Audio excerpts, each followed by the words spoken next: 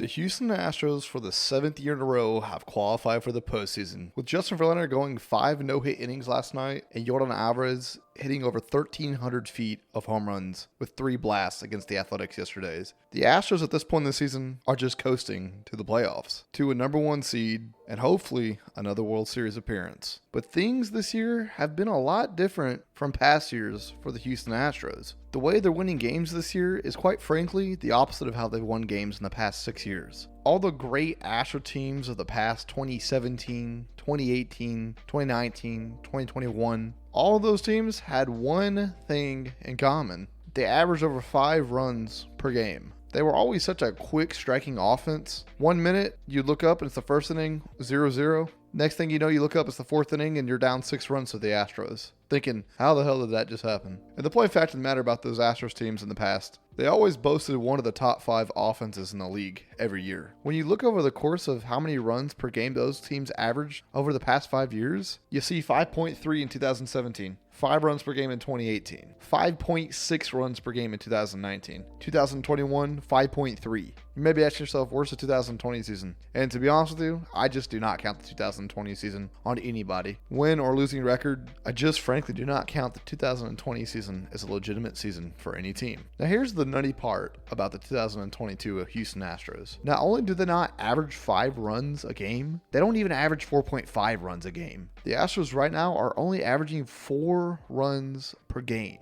That is a full run and a third per game less than what they've averaged with teams in the years past. So something must be asked. How are they winning so many games again? How are they on pace for 104 wins, yet have a very average offense? When looking over their schedule and their games that they've played so far this year, something struck me. I saw a little bit of a pattern going on with the Astros and how many games they won and the ways that they've won them. Out of the 145 games so far that the Houston Astros have played this year, they've won 38 games by scoring 4 runs or less. I'm going to say that again. The Houston Astros have won nearly 40 of the 145 games they've played this year by scoring 4 runs or less. Now, when you compare that versus the 3 top other teams in the league, the Los Angeles Dodgers, the Atlanta Braves, and the New York Mets, it gets a little bit more shocking. Compared to the 38 games that the Astros have won when they scored 4 runs or less, the Dodgers have only won 25 games when scoring 4 runs or less. The New York Mets, who I think that the Astros will meet in the World Series this year, have won even less games than that, with only 23 wins when scoring 4 runs or less per game. And finally, the Atlanta Braves with 27 wins when scoring 4 runs or less per game. Now, what does this say about the Houston Astros as a team, as an organization? Well, there's a few things that it says about them. Firstly, we got to give props to the Houston Astros and that pitching staff, because my goodness, have the Astros absolutely pulverized every team and shut them down when it comes to the starting rotation.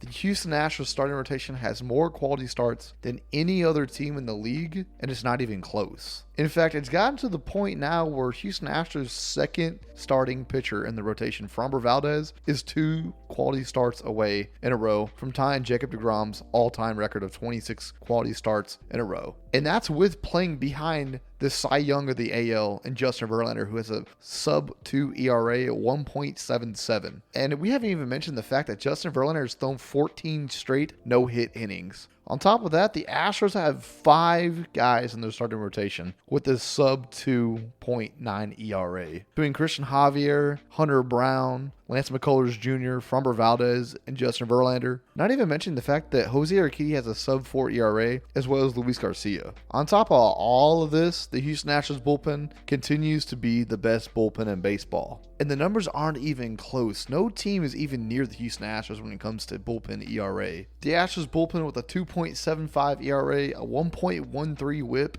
they've allowed the least amount of home runs in the league. It's just unbelievable that the Astros, even whenever their team is not the same offensively, is still finding ways to win games. I think what the scariest thing about this team this year is the fact that in years past, whenever they've lost the World Series, like in 2019, they didn't have very great middle relief pitching in the bullpen. They also didn't have a very good 3 and 4 in that rotation in the World Series. Sure, Greinke was good, but he wasn't great. In the 2021 World Series last year, whenever they lost against the Braves, we all know what happened. They come in with a depleted 3-man rotation, and Game 4 was a bullpen game for them. Obviously, this was the same case for the Braves, but the Braves, they had better depth than the Astros did, and better quality starting pitchers than the Astros did last year, and a better pen. Unlike previous years, whenever the Astros were offensively led, they lost those World Series because they had those few deficiencies between their pen and their starting rotation. This year, not only have those deficiencies become their strengths, but they're able to win a numerous amount of games, almost a month and a half of baseball games, by only needing to score up to 4 runs a game, and they could still win series. That, to me, right there, is the scariest part about this team. Guys, would love to know what y'all think in the comment section down below. Do y'all think this is the scariest part about the Astros? Do y'all think something else is scary about them? Let me know in the comment section down below. Also, don't forget to like the video and subscribe to the channel if you are new, because I have plenty more baseball content like this. As well as follow the channel Discord, link in the description down below. And also follow me on Twitter, link in the description down below as well. Thank you all so much for checking out the video. I will see y'all in the next one. Adios, mis amigos.